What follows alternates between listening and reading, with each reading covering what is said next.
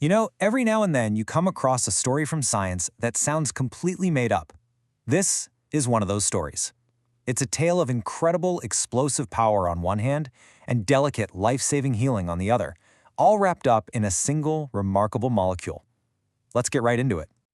Yep, the answer is nitroglycerin. I mean, just think about that for a second. A substance so powerful it can literally shatter rock, and yet so precise it can gently soothe a straining heart. So how can one molecule possibly have such a profound dual identity? That's the amazing paradox we're going to unpack. Here you have it, the two completely different faces of this molecule. On one side, it is an engine of destruction, the very core of dynamite.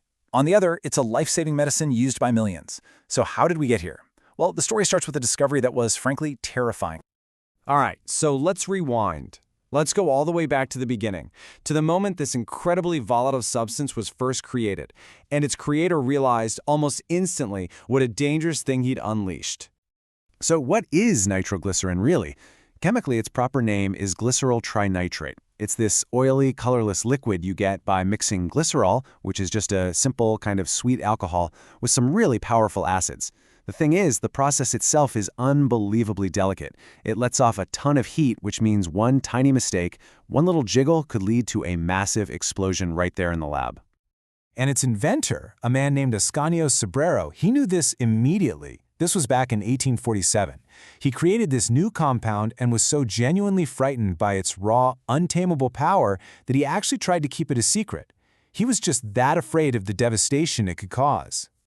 And it was dangerous in so many ways. It wasn't just sensitive to being dropped or shaken. It can freeze at a pretty mild temperature, about 55 degrees Fahrenheit or 13 Celsius. And get this, the frozen crystals are even more unstable than the liquid. Can you imagine? Trying to transport or handle that was an absolute nightmare. For a long time, nitroglycerin was just too dangerous to be useful. That is, until a Swedish chemist named Alfred Nobel basically made it his life's mission to tame this terrifying power. Now, Nobel's quest was deeply personal. See, his family was in the explosives business, and he saw the potential here. But in 1864, that potential came with a terrible, terrible price. An explosion at his factory killed several people, including his own younger brother. You'd think that would deter him, but it did the opposite. It fueled his determination to find a safe way to use it. And just 2 years later, he had his breakthrough. The solution was one of those things that's so simple, it's absolutely ingenious.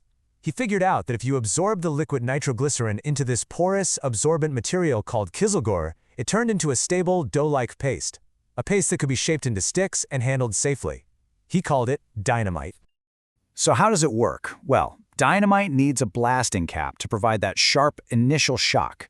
That shock triggers a near instantaneous chain reaction where the molecule just rips itself apart, releasing a tremendous volume of hot gases that expand with incredible, incredible force. The speed of this reaction is just staggering. This isn't a burn like you'd get with gunpowder.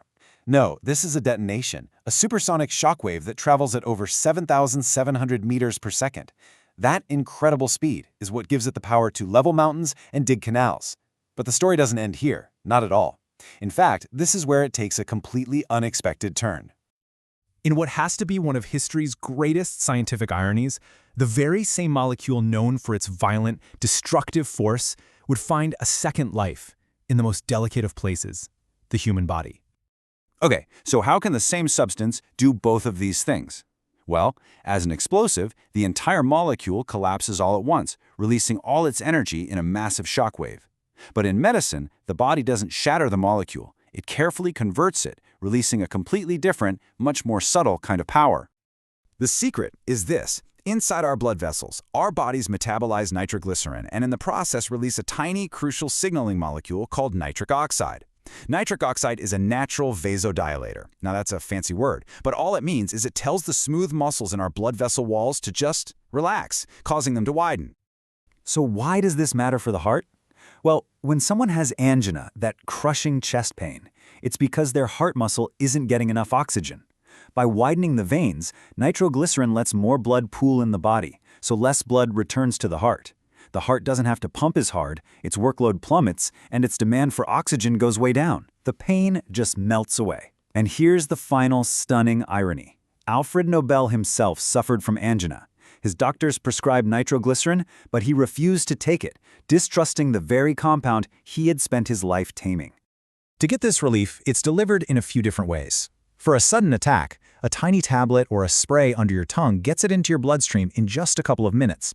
For prevention, you can wear a skin patch that gives you a slow, steady dose. And in emergencies, it's given directly through an IV for maximum control. And here's a fascinating detail that just proves the mechanism works.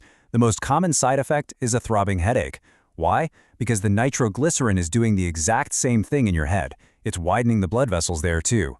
It's a direct, if kind of unpleasant, confirmation that the medicine is working exactly as it should.